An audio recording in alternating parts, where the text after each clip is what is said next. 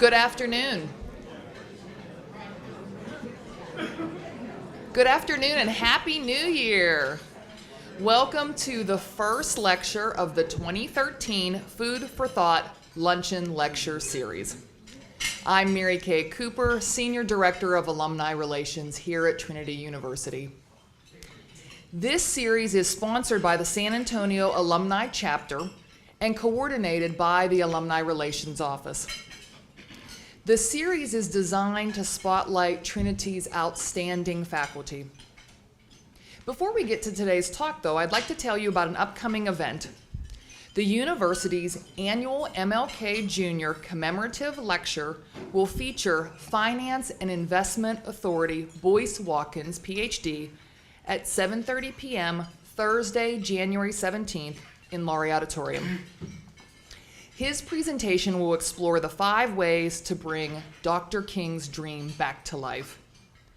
The event is free and open to the public. We're pleased to have several special Trinity people with us today, and I want you to be able to recognize them. They are President Dennis Alberg,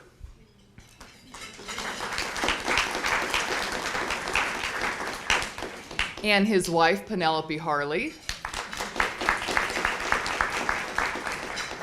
Vice President for Faculty and Student Affairs, Michael Fisher, and his wife, Kim Fisher. I also want to remind everyone that this program is being recorded so that people all over the world can view or listen to it later. So during the question and answer period, please come to the microphone to ask your question. Thank you. Our speaker will be introduced by Ivan Finney, class of 1972. Ivan is a director on the San Antonio Alumni Chapter Board and a financial advisor with Wells Fargo. Ivan.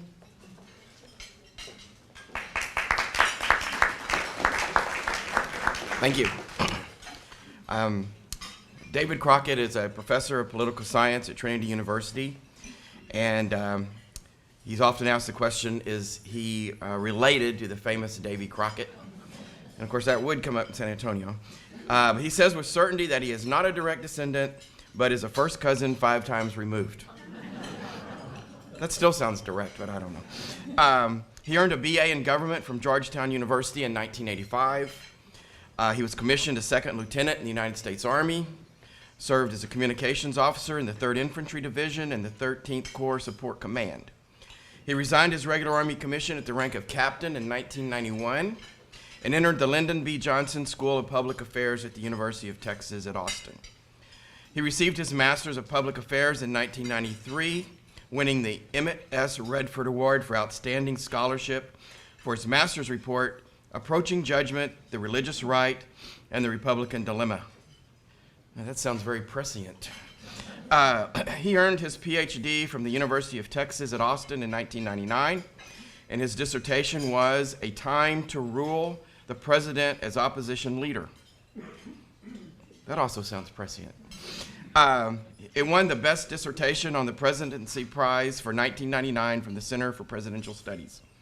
Professor Crockett's primary teaching and research interests include the American presidency, elections and campaigns, classical political philosophy, American political development, and American political thought. He has been published in such journals as Presidential Studies Quarterly, Congress and the Presidency, Social Science Journal, Political Science and Politics, Rhetoric and Public Affairs, Critical Review, and The Forum.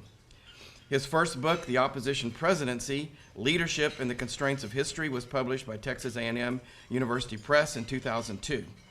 His second book, Running Against the Grain, How Opposition Presidents Win the White House, was published in 2008. Professor Crockett is married, and he and his wife Stacy have 3 sons. And although it's not mentioned here, I know for a fact that Dr. Crockett is also considered a pundit, and I think that's important. Thank you.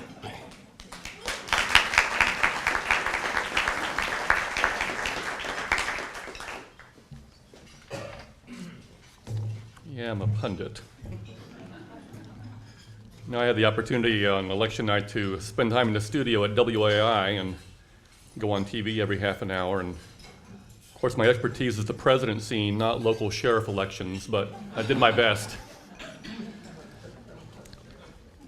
All right, well, I'm going to thank you for organizing this event. This is actually the third straight presidential election I've spoken about to this group, so I think I'm probably at risk of repeating myself and not saying anything new about them. The title of my talk is The Past Through Tomorrow, and if you are a science fiction fan like me, that's a title that comes from a Robert Heinlein collection of short stories. He wrote a bunch of short stories and some novels that were part of his sort of future history of mankind. I'm not going to attempt anything quite so grandiose as a detailed future history for you today, but I am going to try to put the 2012 presidential election into historical context and then speculate about what the future might hold for us. So I'm going to apologize if you were here 4 years ago or 8 years ago. I'm going to cover some of the same material, but updated for this year's election. But if you're like me, or at least my students, you probably can't hope to have remembered what I actually said 4 years ago or 8 years ago, unless you bought my books and read them, which would really be above and beyond the call of duty. So I think it's always good to be reminded of these things. Anyway, so I've got my talk arranged into three logical sections. First, I'm going to talk briefly about the most obvious aspect of the election, which are the immediate facts on the ground. Then I'm going to try to place former President Bush and current President Obama into their historical context, and then finally speculate about what that context might be leaving for us in the next few years. So item one would be the basic election day results, the presidential results at the popular vote. President Obama won over 65 million votes. That's just shy of 51%, and Romney won 47%. Now, if you put that in perspective, President Obama dropped 4 million votes from his turnout in 2008. Romney barely beat John McCain's number from 2008, but he actually underperformed George W. Bush from 2004, who actually won 62 million. Now, that was 8 years ago, so that is not a good performance there. Now, President Obama has since claimed that he won a mandate, so I want to examine that claim briefly, keeping in mind that most political scientists are very dubious about such notions as mandates. We tend to think it's very, very difficult to say with any kind of certainty what the people have said in an election cycle. But if you look at popular vote results in American history, and I look at 1828, which was the first real nationwide popular vote up till 2012, that's 184 years, President Obama's popular vote achievement ranks number 25 out of 47. So it's in the lower half of that group, and just below the historical average of 51.8%. That is to say, if you look at the sort of your comparisons here, your high point would be presidents who broke 60% of the popular vote. That's Harding, Roosevelt, Lyndon Johnson, and Nixon. And then at the low end, you have people who got less than 45% of the popular vote, and that's Lincoln, Woodrow Wilson, Nixon again, and Bill Clinton. So Obama's popular vote victory places him just below William McKinley from 1896 and just above Franklin Pierce from 1852. So by that standard, it's not really an historic victory in terms of mandate potential. If you look at the popular vote advantage, which would be the difference between the number one and the number two vote getter, he beat Romney by 3.7 percentage points. That's not a landslide either. Typically, we like to see something closer to a 10-point spread to call something a landslide. That puts Obama at number 35 out of 47. So actually, close by historical standards, even though it was a comfortable election victory for him. He's right there with McKinley and Woodrow Wilson from his first term, but nowhere near the trouncing that people like Harding, Coolidge, Roosevelt, Johnson, and Nixon gave their opponents, and they won by 20% or more. He is, however, the first Democratic Party president since Franklin Roosevelt to break a majority of the popular vote in back-to-back elections. At the electoral vote level, he won 332, which is a little bit down from his performance in 2008. If you look at electoral vote results in American history, this is also basically slightly lower than halfway down the list. We've got highs of people who got 90% plus of the electoral vote, Franklin Roosevelt, Johnson, Nixon, Reagan twice. And you have people who won real squeakers with less than 55% of the electoral vote, like Hayes, Cleveland, Wilson, and of course George W. Bush twice. So Obama's electoral vote victory ranks number 31 out of 47. So it's solid, it's comfortable, but not a landslide. It's weaker than both of Bill Clinton's performances, but stronger than both of George W. Bush's performances. At the House level, Democrats picked up 7 seats, so we have a 234-201 Republican majority. Given the shellacking that Republicans gave Democrats in the House in 2010, a 7-seat loss is probably not too bad for the Republicans in a year where their president won. They were overexposed as a party in 2012. They did very well in redistricting this last year, and they positioned themselves very well to maintain control of the House for some years to come. And you'd have to say that they are the favorite to retain control in 2014. It's a second-term midterm election for President Obama. That's typically much worse than a first-term midterm, though given how bad his first-term midterm was, I actually think it's very unlikely that it'll do worse in 2014. And given the number of safe districts that you have in both parties, you can probably say that both parties are right now pretty close to their natural strength unless there's a partisan wave one way or the other. In the Senate, you have the second election cycle in a row where the Republicans underperformed expectations. They blew prime opportunities to take control of the Senate, due at least in part to very poor candidate quality. I'm thinking here especially of candidates in Missouri and Indiana. In Missouri, you have someone who decided to talk about bad biology rather than politics. And in Indiana, someone who decided to talk about bad theology instead of politics, both of them concerning questions about rape and abortion. Those should have been easy victories for Republicans if they lost. There will be one more opportunity for Republicans to do better, and that's in 2014, because there's a very large Democratic Party class in 2 years, the class that came in with Obama in 2008. So Democrats will be defending 20 Senate seats in 2014, Republicans only 13. 6 of the Democratic seats come from states that Romney won, and 7 come from swing states. So there's a lot more exposure for Democrats to have problems. There's only one Republican senator from a blue state now, and that's Susan Collins from Maine. So if Republicans have some luck in terms of retirement and some luck because they don't seem to have the skill to get good quality candidates, they could do very well in 2014. And I think that's the year they need to make the serious run, because after that it's become more difficult. But bottom line is you have Republicans retaining control in the House and possibly taking control of the Senate in 2014. So I don't think we're looking at a partisan epitaph written for the party yet. When it comes to Congress as a whole, I think you can expect greater polarization. You have departure of more moderates, and they're being replaced by strong partisans who don't want to be outflanked by their right or the left in a primary challenge. And so about 1/3 of the House are new. They have less than 3 years of experience.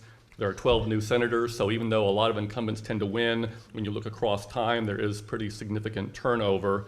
Whether it's a group that can work well together remains to be seen. For several years now, political scientists have noted that Congress is the most polarized that it's been since after the Civil War, and there's every reason to expect that that polarization will increase, not decrease, in the next 2 years. Now, we're in Texas, so when it comes to Texas government, Democrats picked up a handful of seats in the Texas House, but you have basically status quo in both of those legislative branches. All statewide races were again won by Republicans, and the party has done that for almost 20 years, since 1994. How long that's going to happen is one of the great guessing games we have here in Texas, especially when you consider the obvious national ambitions of our city's mayor and his brother. Now, normally, I would say that for either the Castro brothers to go higher, they should probably win statewide office in preparation for a national run, but that would seem unlikely in the current partisan climate in our state. But as the Latino voter registration gets higher relative to the Anglo vote in Texas, you may see the state gradually turn from red to purple. And I think that probably the first indications of that will be when a Democrat wins a statewide office. It might be a low-profile one like railroad commissioner or Texas Supreme Court, and it'll be that one time, but that will be your canary in the coal mine warning that the state is going more purple than red, and that could happen within the next decade. So the Castro brothers are certainly young enough to wait that out. Nationally, though, you have 23 states with unified Republican government, 14 states with unified Democratic government. So bottom line, the Republican Party is still very near historic highs when it comes to its House membership, its control of governorships, and control of state legislatures. It wasn't a good year for the Republicans, but it's not a partisan apocalypse. And in fact, I would argue that a good first cut at what happened in 2012 is that it's a status quo election. We are now here in January. We've got a national government that looks very similar to the one that ended business a month ago. We do have some interesting new faces in Congress, of course, but the partisan control is essentially unchanged in both legislative branches and, of course, at the executive branch level as well. So I'm tempted to say that we're likely to see politics in the next 2 years that look like the last 2 years, for better or for worse. So let's go to the next item then. To really understand, I think, the implications of what happened 2 months ago, we need to understand the larger historical dynamic. And I said at the start of my talk, when I spoke at a Food for Thought lunch in 2008 and in 2004, I discuss a model or template of presidential history that I use in my own research, and I think it's really helpful when it comes to tempering some of the hyperbole that typically comes from pundits in their post-election commentary. So I'm going to go ahead and, I've never given a PowerPoint presentation yet, and I'm not going to start with you, but I do have word slides, so I'll let you look at these. I think the way I approach politics on a large scale is to accept several things as a given. I would argue that you can divide American political history into a series of political eras, and those eras tend to favor one party over another. You can think of the advantaged party in an era as the governing party and the disadvantaged party as the opposition party. So, for example, the Democratic Party during the Jacksonian era enjoyed a natural advantage over the Whigs. It doesn't mean Whigs never won elections, but the natural advantage lay with the Democrats. And similarly, the Democratic Party during the New Deal era enjoyed a natural advantage over Republicans, which doesn't mean Republicans never won, but that the natural advantage was with the Democrats. And that principal advantage that the governing party enjoys is that it retains the power to define politics, to define what the political debate is about, which issues will dominate, and how we talk about them.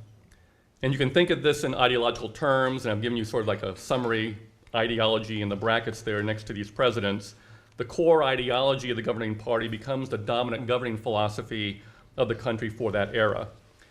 And the result is you can look at American history as a cycle of partisan regimes or partisan eras where one party takes control in a very important election. Not all elections are created equal, but some are more consequential. And they become the major player for the next several decades. They probably lose office a couple of times, but they usually come back. They eventually become weak. They eventually become vulnerable.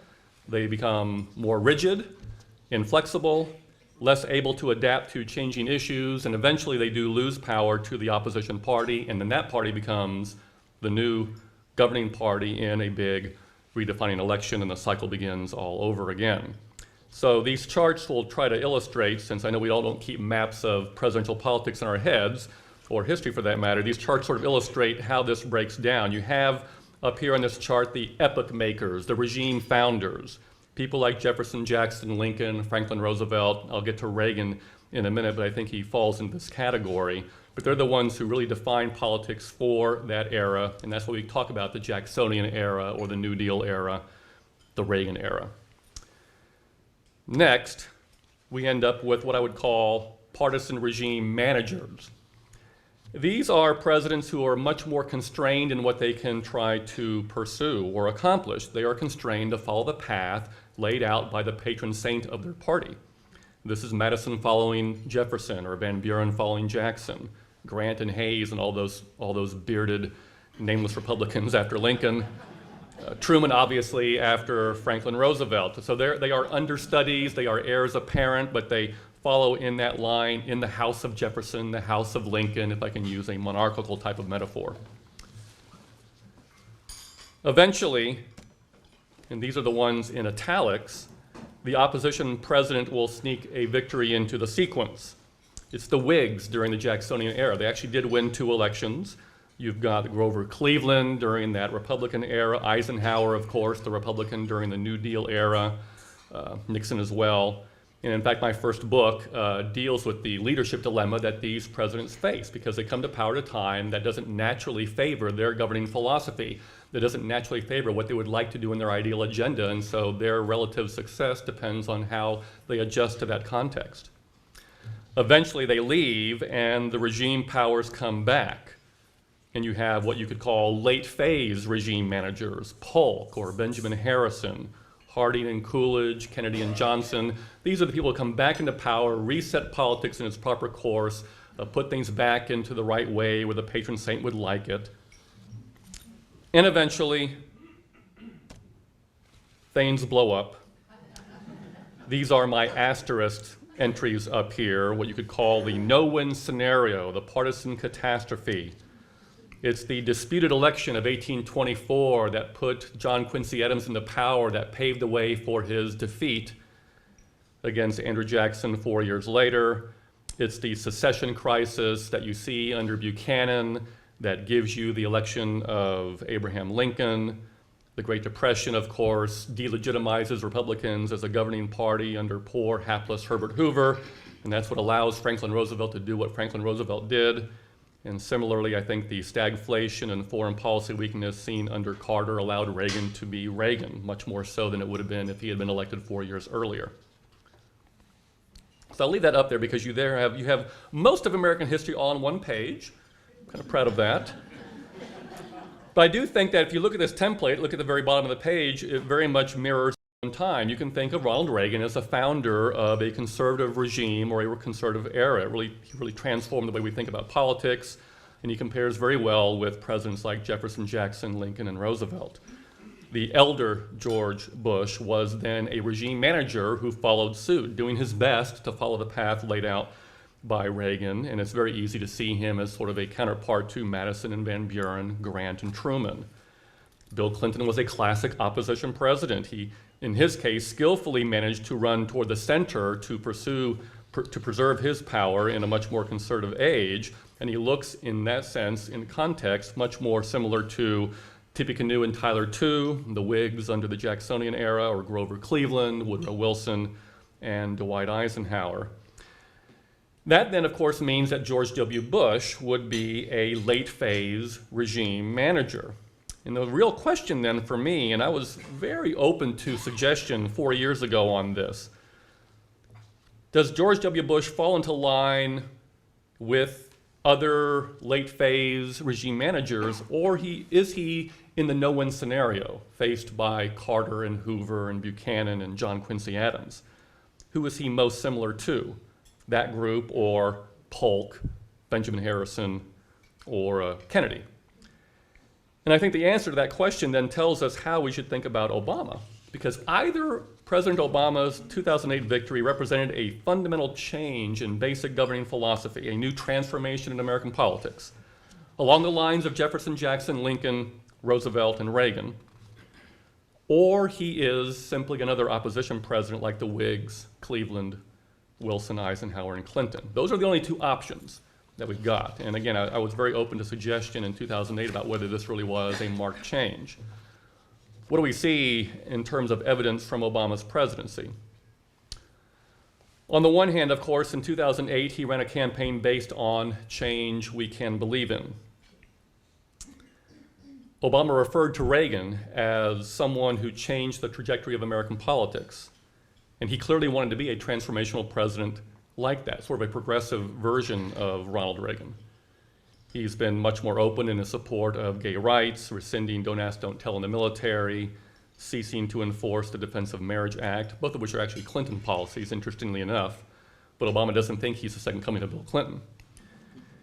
He's also been much more supportive, at least rhetorically, of abortion on demand, including launching what some have now argued as a campaign against religious freedom through the mechanism of his healthcare reform plan. We see articles about this on a regular basis. And of course, the signature accomplishment is passage eventually of healthcare reform, which would seem to be pretty significant along the lines of Social Security under Franklin Roosevelt or Medicare under Johnson. On the other hand, Obama has retained a wide variety of Bush-era security policies, failing to close Guantanamo Bay, prosecuting a pretty vigorous war on terror through pilotless drones. On economic policy, although he's been very willing to increase spending to almost unthinkable levels, he has continued to play by Reagan's playbook when he promises tax cuts for most Americans, the bottom 98%. And I think we get a good picture of where we still stand in terms of political eras by recognizing that the best he could do is argue over 4 to 5% increase for an exceptionally small portion of the population. Nothing at all approaching the 72% marginal tax rate that Reagan inherited, or the 90+% marginal tax rate that you had at the high point of the New Deal system. We are arguing and falling on our swords over going from 35 to 39, and that's the best that we can do. So I think that is still very much in Reagan's playbook, and I think he wants to be an epoch-making president, and I think stronger majorities in both houses of Congress in his first 2 years gave him some interesting opportunities there, and in some ways I think he clearly saw himself, or sees himself still, as a new Reagan, or perhaps more appropriately a new Roosevelt, but not a new Clinton. And the 2012 election doesn't seem to indicate that that's what we got either.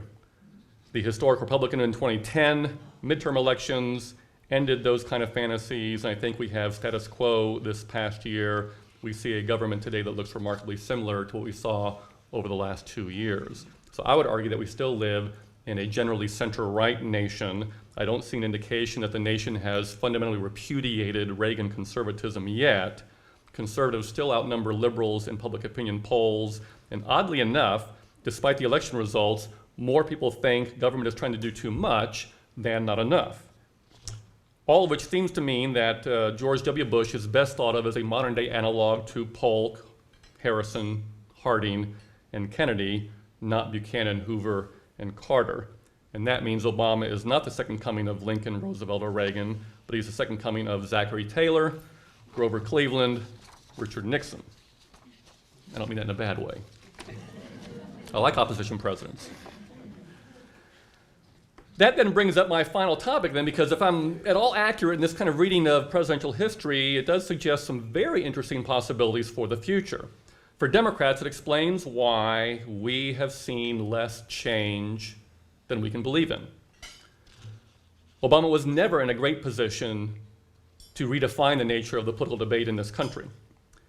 He had the advantage of running as a post-partisan candidate, but he's governed as anything but a post-partisan president. In fact, President Obama is the most polarizing president since political scientists have measured polarization, and that's even more than George W. Bush, who was the previous most polarizing president. It's not necessarily the president's fault. People don't like the guy either in both cases, and so it leads to polarization. Obama had the advantage, of course, of large congressional majorities for his first 2 years, but he only had that magical filibuster-proof Senate majority for a few months in 2009. He was able to push through his signature domestic policy achievement in a very laborious fashion that I would argue is one of the weakest political results of any previous major entitlement program, ultimately relying on a very creative and one could argue idiosyncratic Supreme Court ruling to uphold it, and of course provoking this big backlash with the Tea Party-inspired midterm election in 2010. Our most recent pullback from the dreaded fiscal cliff, which gave us change that amounts to a rounding error in the national debt, hasn't convinced me that anything has really changed about this dynamic. And so for Obama, what you really have is how can you weather the second-term curse that seems to afflict second-term presidents? And I think we probably have to wait a future Democratic president to play the part of the second coming of Roosevelt or Reagan. I don't see that necessarily as what Obama's task is. But I think the future is even more interesting and potentially more treacherous for Republicans, not with Democrats. This is the project I'm working on right now. My analysis would suggest that Obama is another opposition president with Clinton and Obama bracketing the younger Bush. And you can see similar historical patterns on the chart up there. You think of the two Whig presidencies that bracketed James K. Polk, or Grover Cleveland's 2 non-consecutive presidencies that bracketed Republican Benjamin Harrison, or the presidencies of Eisenhower and Nixon bracketing the Kennedy-Johnson years. So it's actually not at all unusual historically to see the second half of a political era witness a kind of back and forth between the two parties in the presidency. In the Jacksonian era, it's Democrat, Whig, Democrat, Whig, Democrat. In Lincoln's era, it's Republican, Democrat, Republican, Democrat, Republican. In the New Deal era, Democrat, Republican, Democrat, Republican, Democrat. And now, of course, we have Republican, Democrat, Republican, Democrat, someday Republican again, could be in 2016, I don't know. Mitt Romney wanted to play this part of the last Republican, but he failed to achieve excellence. So now we have to wait for a future player, and of course everyone's jockeying for position. Will it be Jeb Bush, Marco Rubio, take your pick.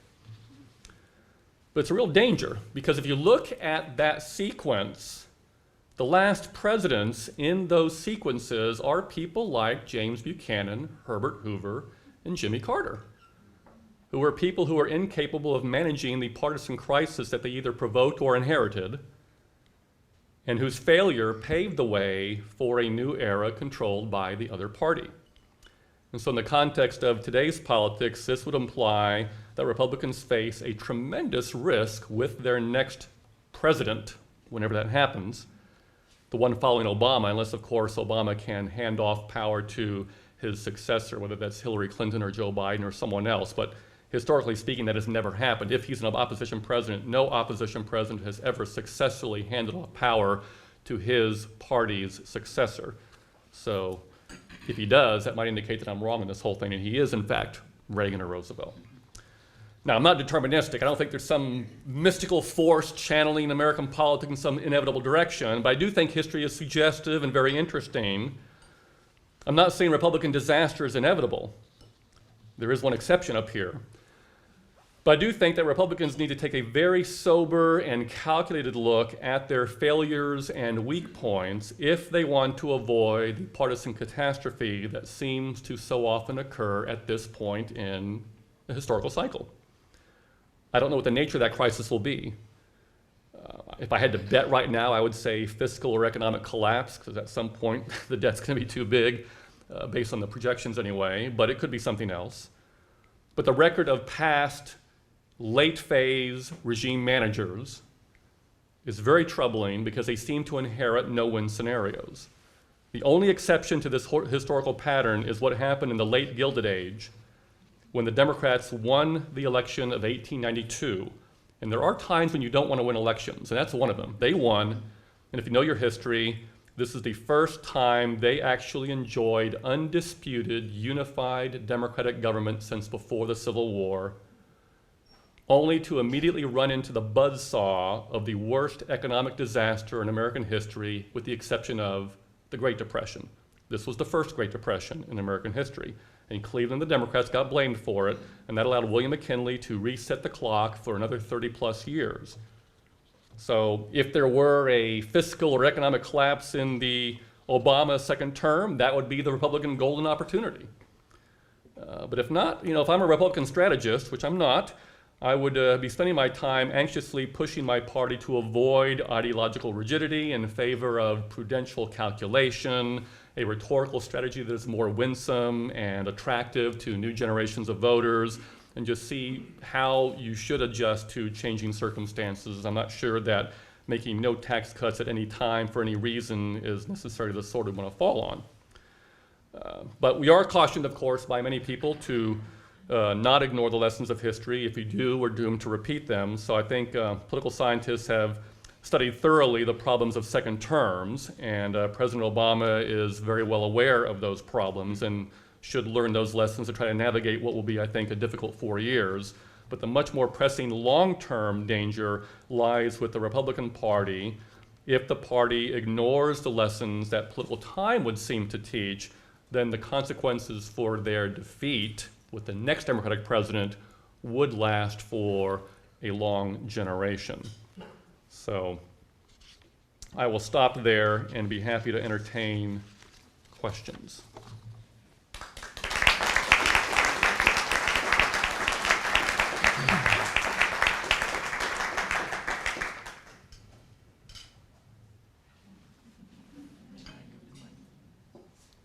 of any kind.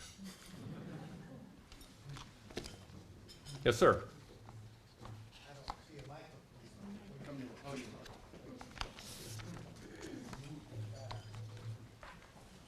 My question was your early.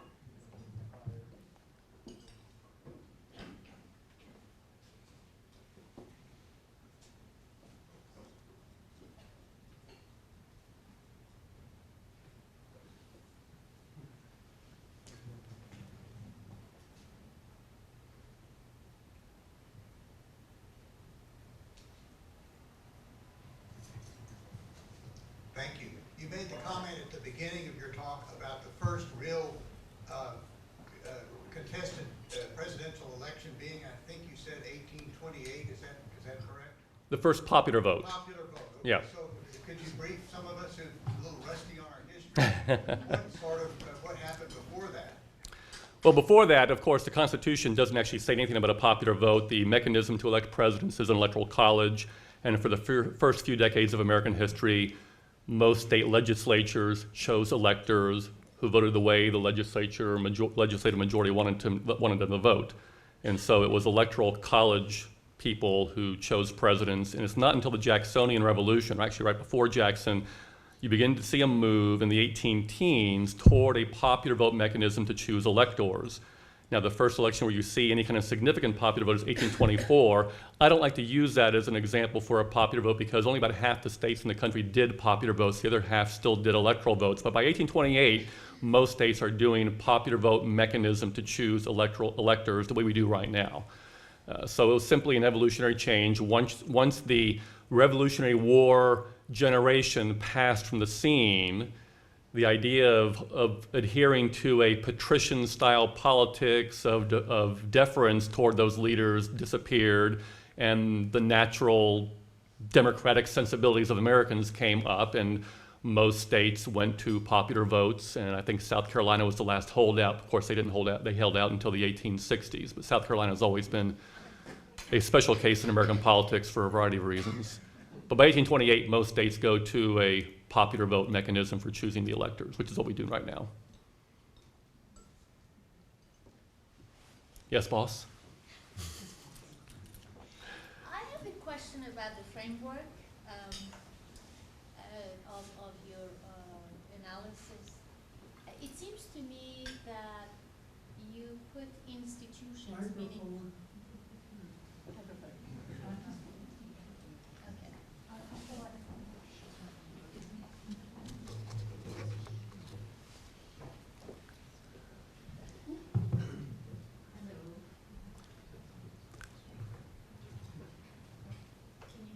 Uh-huh.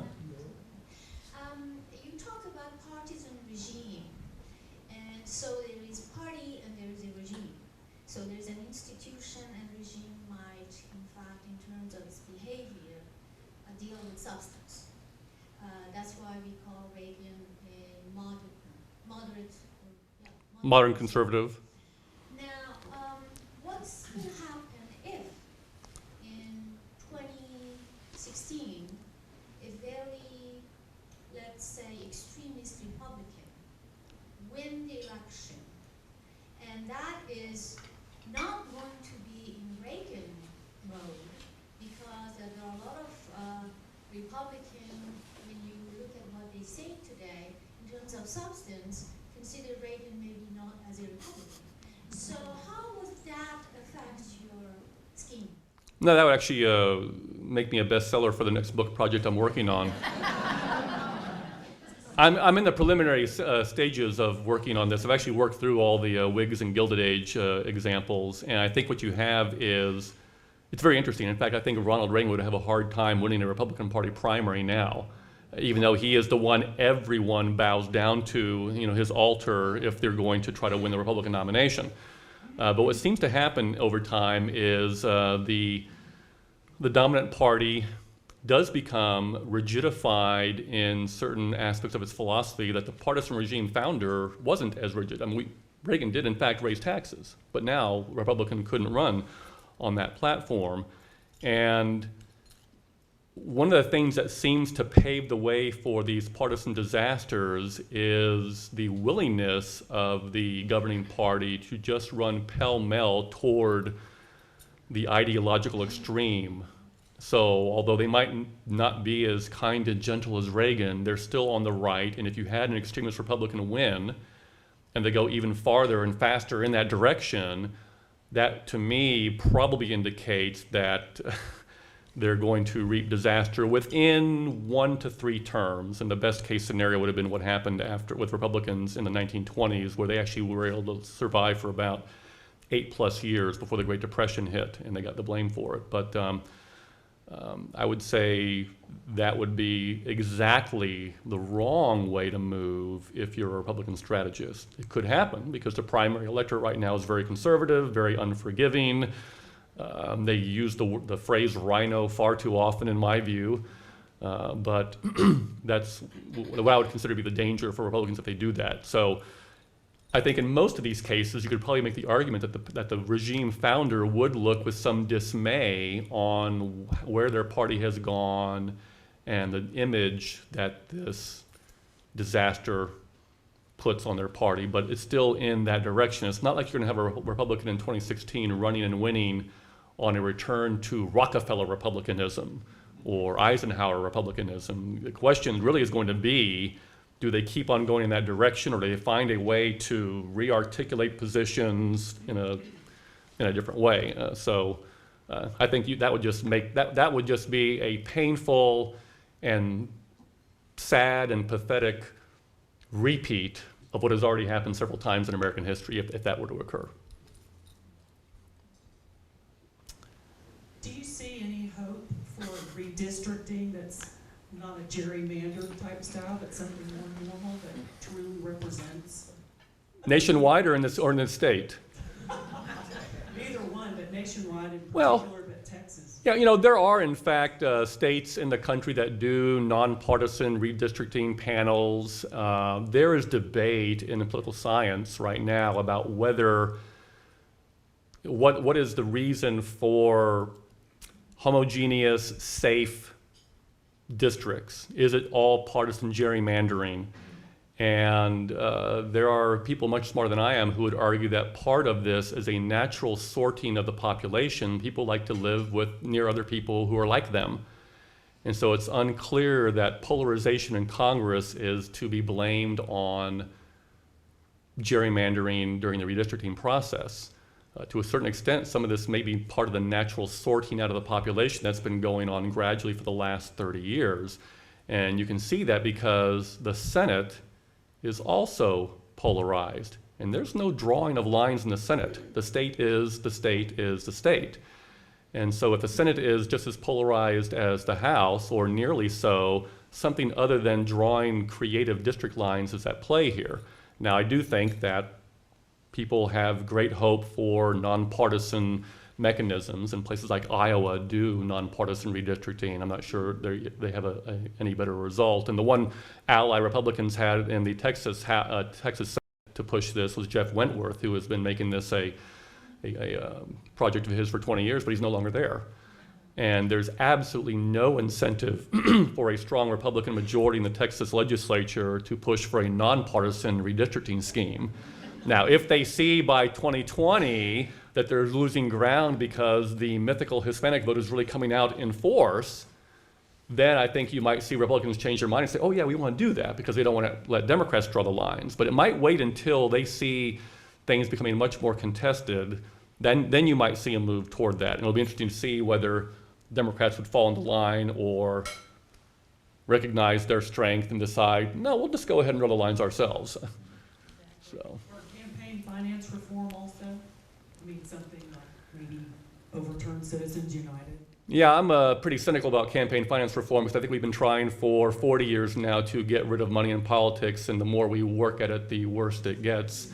If by money in politics, it's defined as the amount of dollars that are going there. So as long as the Supreme Court retains its current majorities, you won't get rid of Citizens United. Of course, if President Obama has a couple of Supreme Court nominees of the right type, you don't want to have Ruth Bader Ginsburg leave, you want Scalia to leave, then you could fundamentally change. But until that happens, the only resort is a constitutional amendment, and that's not happening. So I don't see a lot of movement there. Yes, sir? What would be your view of electoral college reform? In particular, I'm wondering about, some people are suggesting that however a certain congressional district goes, that elector would then go for that candidate. Yeah, we have 2 states that do that, and that's Maine and Nebraska. Whoever wins the congressional district in each congressional district gets the elector that is the counterpart, and then whoever wins the state overall gets the 2 electors who are attached to the senators. Only 2 states do it. They're both small. Only one time has it ever actually made a difference in winner take all, and that was actually in 2008 when President Obama won the city of Omaha, Nebraska, and therefore won that one electoral vote, and McCain won the other 4. But short of having big states do that, I mean, obviously that would have it would play a big difference if California and Texas did that, because there are Republicans in California, believe it or not, and there are Democrats in Texas. So you would see a much more interesting split. But I don't think any single state, especially California, dominated by Democrats, Republicans dominate Texas, neither of those states would do that unless all states did that. And the Constitution allows the state legislatures to determine this, so you'd have to have some kind of higher level lawmaking to change that. In short, there was an effort by Colorado to go to proportional allocation of electors back in 2008, but that effort failed in a referendum as well. So it's talked about every once in a while. I tend to think that you don't get electoral college changes, whether it's reform, depends on whether you think the electoral college is good or bad. But I don't think you get changes unless there's a train wreck. I really thought it would have happened in 2000. And I was very surprised, interested that it didn't. And I think the reason was people didn't see the problem in 2000 with the Electoral College. They saw it as a problem of election mechanics on the ground in Florida. Now, if you had a back and forth, Kerry would have won the electoral vote but lost a popular vote in 2004, and then Obama would have won the electoral vote but lost a popular vote in 2008, something like that. You might have both parties jump on that. There were rumors, there was some speculation this year, of course, that Obama might win the electoral vote, but Romney win the popular vote. But we found out that Romney wasn't nearly as strong as we thought he was. But short of that, I don't see much change. There's not a lot of incentive. Any constitutional amendment is going to require 3/4 of the states. And I can easily pick out 14 really small states that are disproportionately advantaged by the Electoral College that have no real reason to do this, short of a change in public philosophy. That, of course, as we saw in the progressive era, where politicians actually voted contrary to their interests, seemingly, could happen, but I don't see that right now.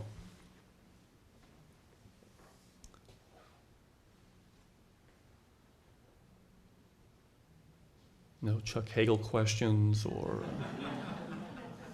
fiscal cliff. All right.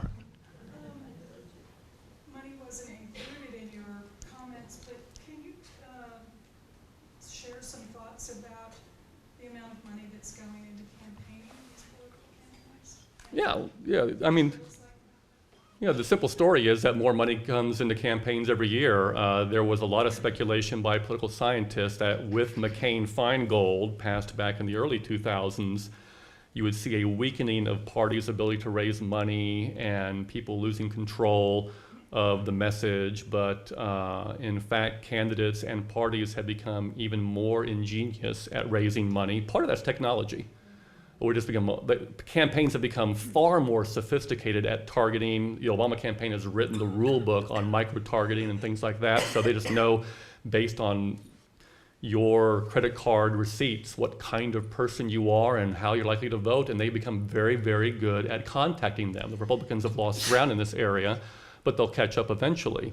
And so the ability just to go further and further into the population to get money is there. And as long as the Supreme Court decision stands that other interest groups can spend as much money as they want to, that's going to continue because people have an interest in the election outcome and what's going to happen. I don't think it's going to be a situation where candidates lose control of their message, but more and more groups will claim part of the airwaves to try to articulate that message. At some point in time, you're going to have an embarrassment where some interest group is going to run an ad on behalf of a candidate that's going to blow back in their face. And the law still is that these interest groups cannot officially coordinate with the campaign. But the law, the interpretation of the Constitution by the Supreme Court, and modern marketing techniques just seem to indicate that we are not yet at the point where we're going to raise less money than the cycle before. So I just think that's going to get bigger and bigger.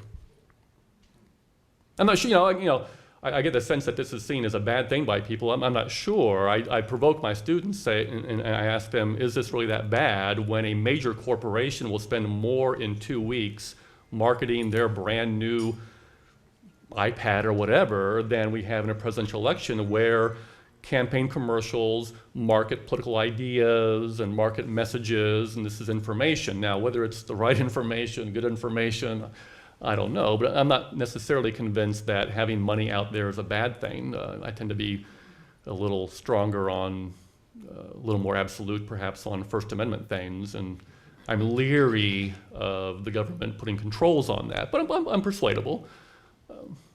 But you'll see more of it.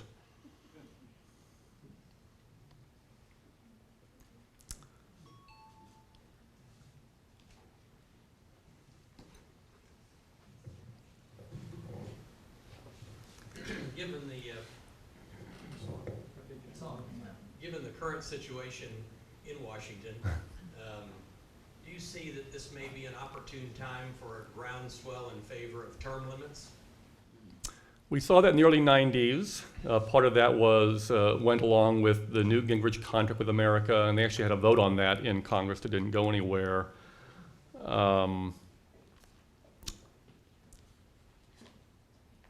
You would need leadership at a high level, sustaining it to provoke members of both parties to vote against their interests.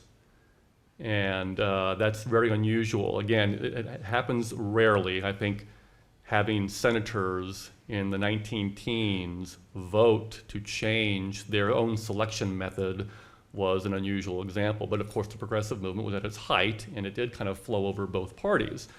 And so if you saw a lot of popular discuss, but we don't sustain that very well. We do have examples like in 2010 where there's a lot of anger and you see a flip over in control of Congress, but you still see even in those election years a large number of people who are incumbents getting reelected.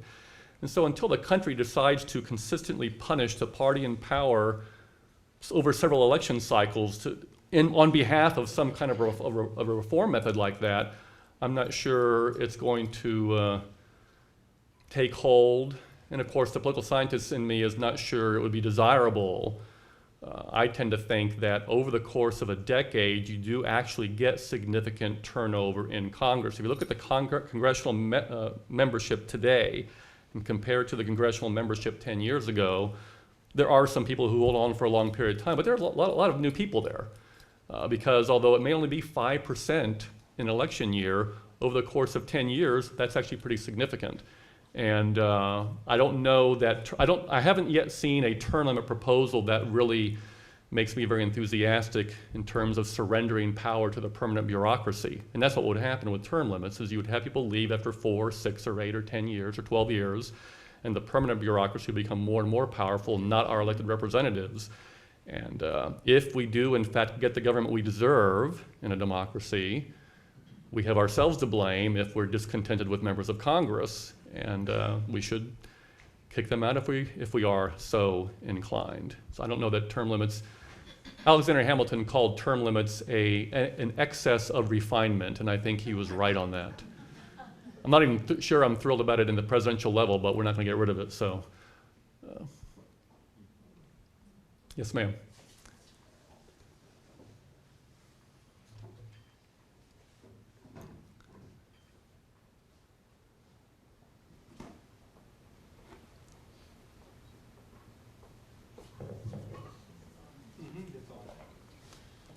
Okay, in presidents we had George Bush and his son Bush II. Now Jeb Bush has been named somebody who might seek the presidency. He's very well thought of. But this is not a monarchy. And I wonder what you think about a father and two sons being president in a period of about 30 years. Yeah, it would be very unusual, of course. We've had father-son combinations before with the Adamses, and we had a grandfather-grandson with the two Harrisons. It's not a monarchy, and I think I could express some dismay that every presidential election since 1952 has seen either a Bush or a Nixon on the ticket until this year, I think with the exception of 1964 and 2012. So the Bush-Nixon family seems to be very dominant. And part of that, Republicans have often been somewhat deferential in their nomination politics. The also-ran of the term before gets to be the number one guy next time out. And of course, Romney came in second in 2008, so you get the nod in 2012. I do not really think that means that Rick Santorum is going to be the nominee in 2016. This is, it's a kind of a general rule, but not an absolute rule. But there's no question that people are mentioning Jeb Bush as the more skillful brother, perhaps, and even Jeb Bush's son is now filed to run for election here in Texas. So at some point in time, he may do it. Yeah, it's not a monarchy, although I have used a monarchical metaphor for my regime cycle, even calling these regime cycles the House of Reagan, the House of Roosevelt. There is a certain extent to which we have this sense. Why should anyone care what the previous president did? But we do. There's no way that Madison and Monroe are going to come to power and say what Jefferson did was just horse hockey, we're going to do something different. They are tied at the hip to what Jefferson did in the same way these other regime followers are to the regime founder. So part of that is just the quirky way that American politics works, but I would certainly invite a more diverse array of Republicans to run for the nomination. And of course, Republicans are probably wise to look at non-Anglos, and there are some interesting ones out there at the gubernatorial level that are mentioned, and I think it was too soon. The farm team for Republicans was much stronger in 2012 than the actual team that went for the nomination. And that farm team may be available and willing in 2016. So, and some of those are interesting personalities.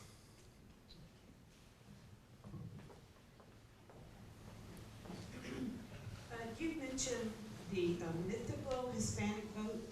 Could you elaborate? Well, what I mean by that is people are always looking for the great mass of the Hispanic strength to show up in Texas, and it just hasn't happened yet. We are now a majority-minority state, so there is no majority ethnic group in Texas, and that, of course, is simply a prelude to what's going to happen in the country as a whole in the next decade or so. But that would seem to indicate that you can't win a popular vote in Texas if you are simply appealing to the Anglo vote, but the Hispanic vote, Latino vote in Texas underperforms their strength in the population. There may be all sorts of reasons for that in terms of mobilization or socialization, things like that. I think it does change over time. It's going to change if for no other reason than that voting bloc is going to get bigger and bigger. So even if they underperform their stature in the population, it's going to become a bigger voting bloc. But when that voting bloc becomes more politicized, more consistent in their turnout, then that, well, I say mythical because it hasn't happened yet, but people still look for when it will happen at some point. And I don't say mythical in a negative way, but people have looked for it in Texas. It hasn't happened yet. It's going to, and so I made some remarks to the Alamo City Republican women in November. They always ask me back every 2 years to tell them what happened in the election, and 3 out of 4 times I have to give them bad news. And it was interesting. I had a woman in the back stand up and just start reading me the riot act because she was a Tea Partier, and Romney didn't come on talk radio and all this. If the Republicans don't follow us, we're not going to vote for you. And I said point blank, if the Republican Party remains an Anglo party, at some point they will cease to win presidential elections. If they remain an uncompromisingly conservative party, it is true that conservatives outnumber liberals in the population, but the independents and the moderates outnumber both. So if you want to be a Tea Partier and say it's my way or the highway, and if you aren't going to follow down a line on every single point this way, you're a rhino, you'll win 35% of the vote. But that is not enough to win a presidential election. And so these demographic and ideological things are both pressure points in the Republican Party that they need to be able to deal with. If the Latino vote becomes as strong and reliable a voting bloc for Democrats as the African American vote is, and that's 90+%, Republicans can't win. So they have to make that change at some point, and that's the demographic pressure, and I think the ideological one is there as well.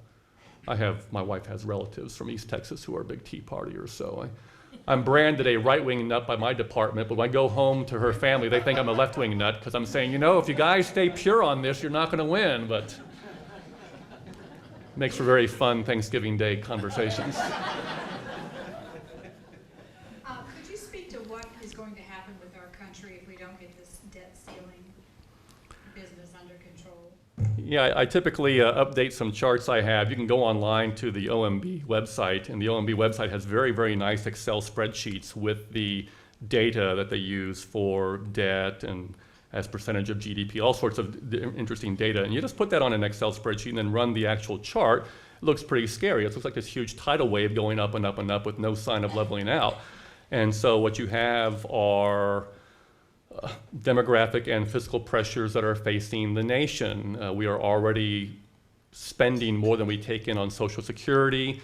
The higher the debt goes, the more we're going to spend on paying off that debt payment every year.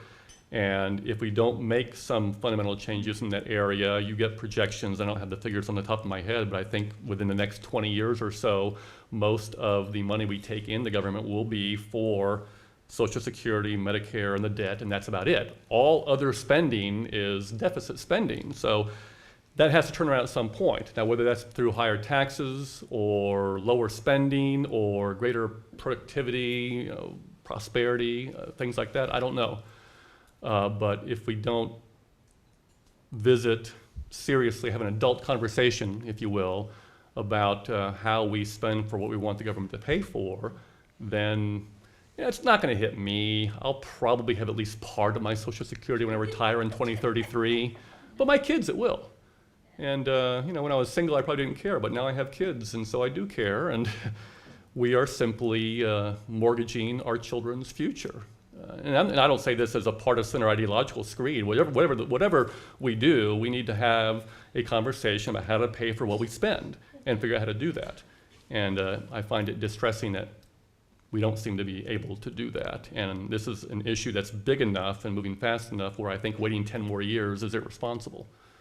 So that probably wasn't a very clear answer to your question, but that's what I think about it, or feel about it anyway.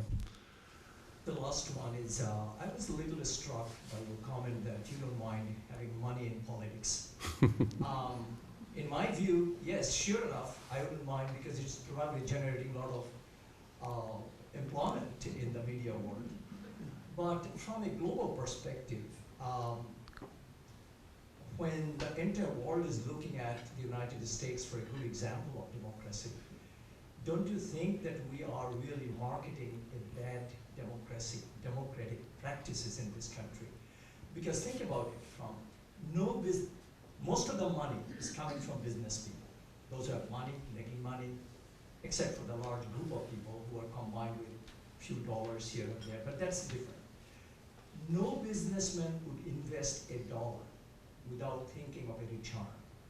Now, if we think these people are really big interest groups, they will look for their return when their candidates come to power.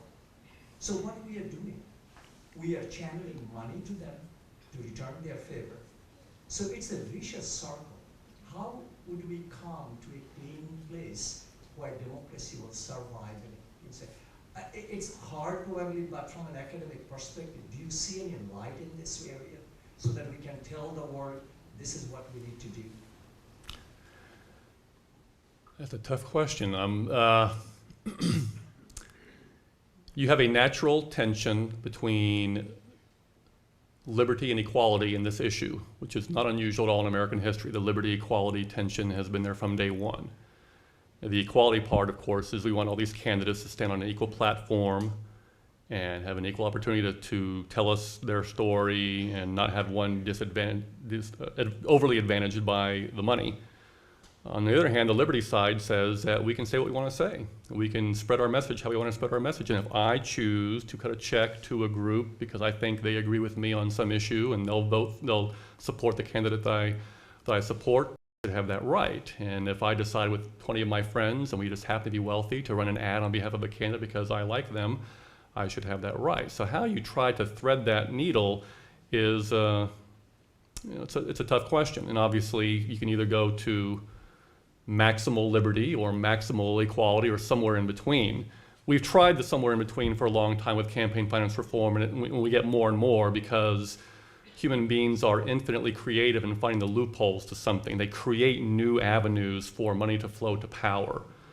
I'm not convinced we are ingenious enough as a species to figure out how to stop money from flowing to power. And if we can't do that, I'm not sure it wouldn't be better to simply say, let people give what they want, just let it be open so we can see who it is, and you can make your own assessment as to whether you think that that's corruption or not.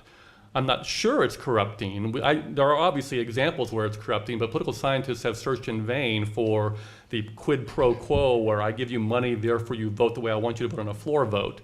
They do have access to power. That's no question about that. I'm not sure you're going to change that by stopping the flow of money. I'm not sure, do people give money to candidates because the candidate will vote their way, or do they give money to candidates because the candidate supports their views? Which comes first? So I don't know how to answer that question. I'm open to suggestion as long as it doesn't infringe grossly on the right to have our say, for groups to have their say, and businesses are groups, interest groups are groups. So I guess I'm not convinced it's the worst aspect of American politics. Commercials may be the worst aspect of American politics, but and for better or for worse, we seem to be exporting this brand to other countries who are following this model. So perhaps, again, this is a question of we get the government we deserve. The more democratic we are, the more we let all the nasty stuff out there. But show me a good plan that I can buy onto that passes constitutional muster. I'm willing to try it, but my prediction would be it will not take long for people to figure out how to work around that because people are interested in who's in power. They want to support that. There are a lot of people who want their money back for pouring the money into the Romney campaign and they didn't get what they thought they were going to get. They're asking hard questions. You guys were telling me this and you were wrong. So sometimes, they're not always the brightest people. They'll push money to lost causes too.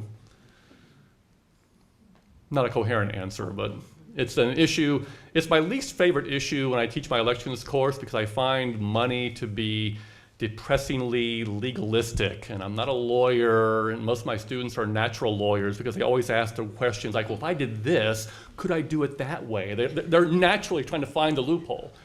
And I think that's probably inevitable. Politics is messy, There is no perfect system, and we are far from it. Anyone else? Are we done? Thank you.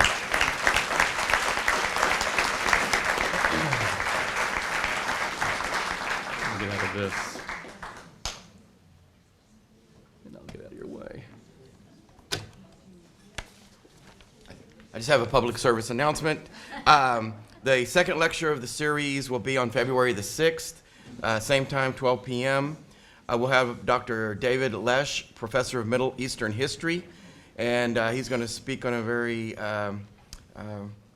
up-to-date topic here, the Syrian uprising and Bashar al-Assad. We also have some brochures on the name tags table, so pick up some if you plan to invite someone who may not be on the Trinity mailing list, and we'll hopefully see you in February. Thank you.